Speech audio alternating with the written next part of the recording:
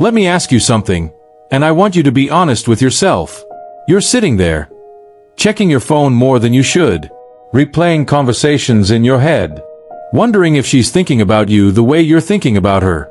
And here's the real question that's been eating at you. Will my avoidant ex come back? Not do I miss her? Not did I make mistakes?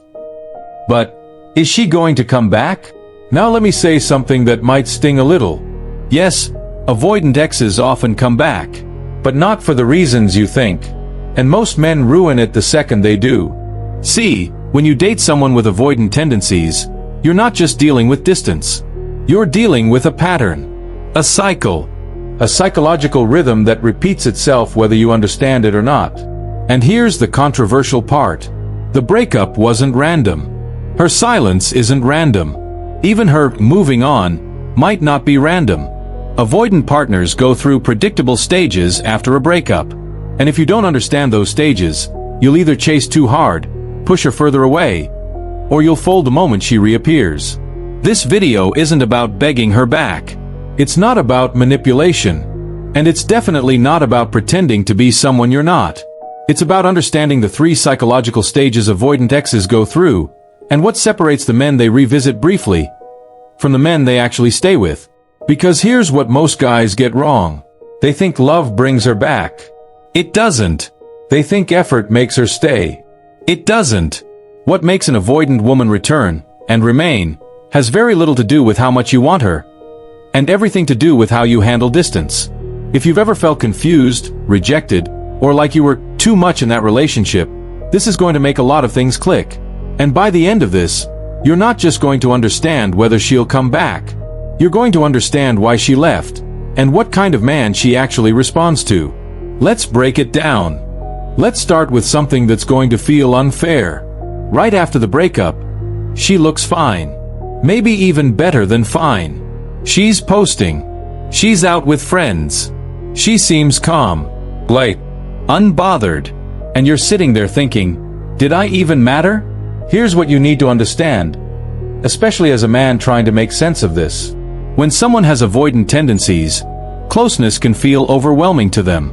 Not because you were wrong, not because you weren't good enough, but because emotional intensity triggers pressure in them. So when the relationship ends, they don't immediately feel loss. They feel relief. Relief from expectations. Relief from emotional responsibility. Relief from feeling needed. And this is where most men make their first mistake. You see her looking okay, and you panic. You text. You call. You try to remind her what you had. But here's the truth. The more you push during this relief phase, the more confirmed she feels in her decision. Because from her perspective, the breakup created space. And your pursuit feels like pressure again. Now, this doesn't mean she doesn't care. It doesn't mean she never loved you. It doesn't mean she's moved on for good. It means her nervous system finally feels calm. Avoidant individuals regulate emotions differently. When things get intense, they detach to stabilize themselves. So when the relationship ends, they experience emotional quiet. And you're likely feeling the opposite. Because if you lean more anxious or emotionally expressive, the silence feels like abandonment. You want clarity. You want reassurance. You want resolution. But here's the controversial part. The man who chases during this stage almost always loses long-term leverage. Not because chasing is weak, but because it interrupts the process that actually makes her miss you. Relief has to run its course. If you give her space, real space, not silent resentment, something interesting happens over time. Relief turns into neutrality. And neutrality eventually opens the door for curiosity. But if you flood her with emotion during relief, she associates you with stress instead of safety. Now listen carefully. Stage 1 is not the moment to convince her. It's the moment to regulate yourself. This is where emotional discipline separates reactive men from grounded men. Instead of asking, how do I get her back right now? Can I handle distance without collapsing? Because the way you respond in this first stage quietly determines whether stage 2 ever happens in your favor. Most men lose here. Not because she didn't care, but because they couldn't sit still long enough for her to start wondering, Let me say something that might surprise you. Avoidant exes don't usually miss you immediately. They miss you gradually. And it doesn't happen because you send the perfect message. It doesn't happen because you post a motivational quote. It doesn't happen because you remind her of memories. It happens because of absence handled correctly. Now lean in for a second. When the relief phase settles down, something subtle starts happening in her mind. The emotional intensity is gone. The pressure is gone. The expectation is gone. And that's when the brain finally has space to reflect. Avoidant people don't process emotions in the moment. They process them in hindsight. While you were trying to talk things through, she was trying to escape the weight of it. But now there's quiet. And in that quiet, curiosity begins. She starts wondering, is he okay? Why hasn't he reached out? Did he move on that fast? Was I too harsh? And this is the stage most men sabotage. Because the second she sends a breadcrumb, a casual hey, a random like, a short check-in, they explode emotionally. They either act overly excited, act cold and bitter, or immediately push for reconciliation. All three reactions communicate instability. And instability confirms her original fear. This feels overwhelming. What works here is controlled confidence. When she reaches out during this curiosity stage, your energy has to feel grounded. Calm. Non-needy. Not punishing. Not desperate. You respond like a man who has emotional self-control. Short. Warm. Composed. Because here's what's happening psychologically. She is testing emotional safety. Not commitment. Not love. Safety. Avoidant partners come back in layers. First curiosity. Then comfort. Then connection. If you rush the process and demand clarity too soon, she retreats again. Now here's the controversial truth. You don't make her miss you by improving loudly. You make her miss you by becoming stable quietly. If your life looks chaotic, if you're posting indirect messages, if you're obviously trying to provoke a reaction, the curiosity dies. But when she senses that you're centered, not chasing, not performing, not collapsing, something shifts. Distance no longer feels like escape. It starts feeling like loss. This stage is delicate. It's not about playing games. It's about emotional regulation. If you can hold steady here, not overinvest, not overpursue, not overreact, you allow curiosity to mature into something much stronger. And that stronger feeling? That's stage 3. And that's where things either rebuild properly or fall apart permanently. Let's be honest. There comes a moment, if you handle the first 2 stages correctly, where the emotional wall starts cracking. Not dramatically, not all at once, but quietly. And this is the stage most men misread. Because when an avoidant ex begins to feel again, she won't say, "I miss you so much." She won't suddenly become deeply expressive. She won't flip into a completely different person. What you'll notice instead is subtle warmth, longer replies, more openness, more comfort in conversation, less defensiveness. And here's what's really happening underneath. She's no longer reacting from relief. She's no longer operating from curiosity alone. She's starting to feel the emotional absence. Avoidant individuals suppress emotion during conflict. They disconnect to cope. But distance, when it's calm and non-chaotic, allows suppressed attachment to resurface. This is where she starts remembering how safe she felt, how understood she felt, how stable things were when it wasn't tense. But listen carefully. This stage is fragile. Because while she's beginning to feel again, she's also watching you. She's asking herself silently, is he still intense? Will things feel heavy again? Has anything actually changed? And this is where you have to stay disciplined. A lot of men see emotional warmth and immediately think, okay, we're back. Then they start pushing for labels. Start bringing up the entire breakup. Start seeking reassurance. Or start acting like nothing happened. All of that feels like pressure. And pressure is what caused her to detach the first time. Here's the shift you need to make mentally. Stage 3 is not about reclaiming the relationship. It's about rebuilding emotional safety. This means slower conversations, lighter energy, Less interrogation. More presence. You don't need to force depth. Depth grows when tension isn't present. And I want you to hear this clearly as a man. Your power here is restraint. Not dominance. Not emotional withdrawal. Restraint. You show consistency. You show emotional steadiness. You don't react to every slight change in tone. Because what makes an avoidant partner stay isn't intensity. It's predictability. If she feels that being close to you doesn't automatically mean emotional overload, she relaxes. And relaxed attachment is what allows reconnection. Now here's the part that might challenge you.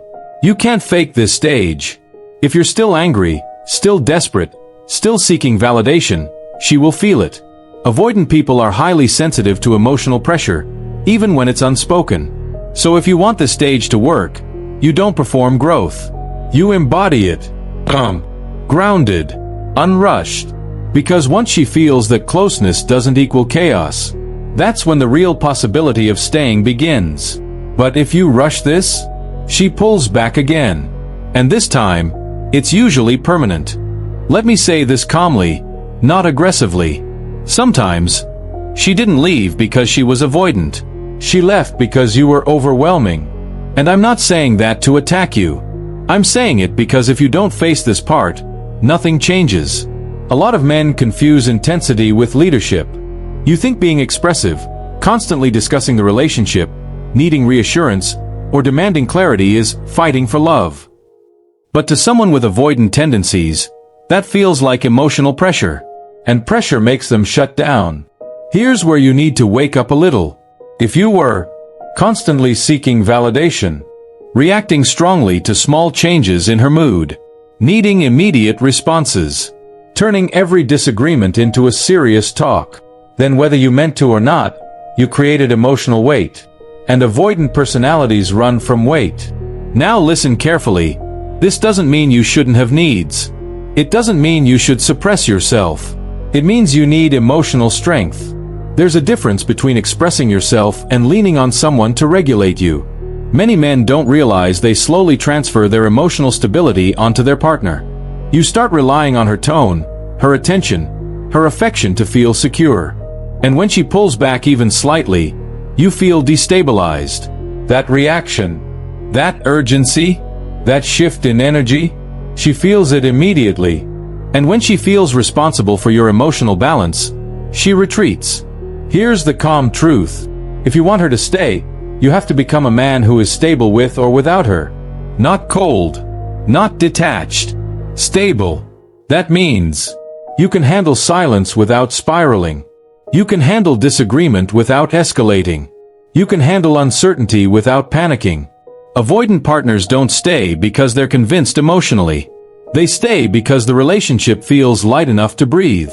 And sometimes you have to admit that you made it heavy.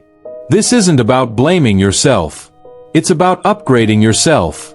If she comes back and you're still the same reactive version of yourself, still needing constant reassurance, still overanalyzing every message, the cycle repeats. And you'll call her avoidant again. But if you use the space to build emotional discipline, to build purpose, to build calm confidence, now the dynamic changes. Here's your wake-up advice. Stop trying to control the outcome. Control your reactions. Because the man who can regulate himself is rare. And rarity creates respect. If she returns and sees that you are grounded, composed, and not clinging to the relationship for identity, that's when staying becomes possible. Not because you begged, not because you convinced, but because you evolved. Let's clear something up right now. Getting her back is not the hard part. Keeping her is. And here's the controversial truth most men don't want to hear. You don't make an avoidant woman stay by loving her harder. You make her stay by loving her lighter. Now pause on that. Most men think the solution is more reassurance, more emotional depth, more effort, more availability. But with someone who leans avoidant, more often feels like pressure. And pressure triggers distance. So what actually makes her stay? 3 things. First, emotional pacing. You cannot rush connection. If things are going well again, resist the urge to speed it up. Don't immediately push for labels, future plans, or heavy emotional conversations. Let consistency rebuild attraction naturally. When she feels like she can move at a comfortable pace, she relaxes. Second, self-sufficiency. If she senses that your entire emotional world revolves around her, she will slowly detach again. Not because she doesn't care, but because dependency feels suffocating. A man with purpose, direction, routine, and emotional control is magnetic. Not because he's distant, but because he's grounded. Your life should not shrink around the relationship. It should remain full. Third, calm leadership. This doesn't mean dominance. It means stability. When conflict happens, and it will, you don't escalate. You don't chase. You don't threaten to leave. You don't over-explain. You respond slowly, clearly, maturely. Avoidant partners stay when closeness feels safe, not intense.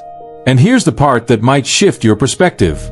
You can't make anyone stay, but you can create an environment they don't feel the need to escape from. If she associates you with calm, strength, emotional predictability, she leans in. If she associates you with pressure, unpredictability, emotional spikes, she withdraws.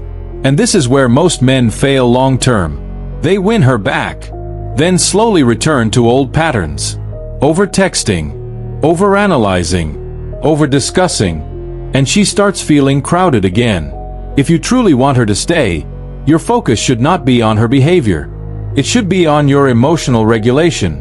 Because attraction with avoidant personalities is maintained through space plus stability, not intensity plus pursuit. And I want you to remember this clearly. If she comes back, it's not proof you were right. It's an opportunity to do it better. Stay calm. Stay centered. Stay disciplined. Because the version of you that can handle love without gripping it too tightly, that's the version she doesn't feel the need to run from. Let me leave you with something that might challenge you. Sometimes, the reason your avoidant ex doesn't stay isn't because she's avoidant. It's because you're chasing love from a place of fear instead of strength. That's the controversial truth. We spend so much time asking, will she come back? But the better question is, will I be different if she does? Because here's what I've seen over and over again. Avoidant exes come back when the pressure is gone. They stay when the man is grounded. Not perfect. Not emotionless. Grounded. If you take nothing else from this video, take this. Your power isn't in convincing her. It's in becoming the kind of man who doesn't collapse in uncertainty. And if she never comes back, you still win. Because emotional stability will attract someone who doesn't feel the need to run from you in the first place. Now I want to hear from you. Have you experienced these stages? Did your avoidant ex come back? What did you do right or wrong? Drop your experience in the comments. I read them. I respond. And if you're going through this right now, you're not alone in it. We build stronger men here, together.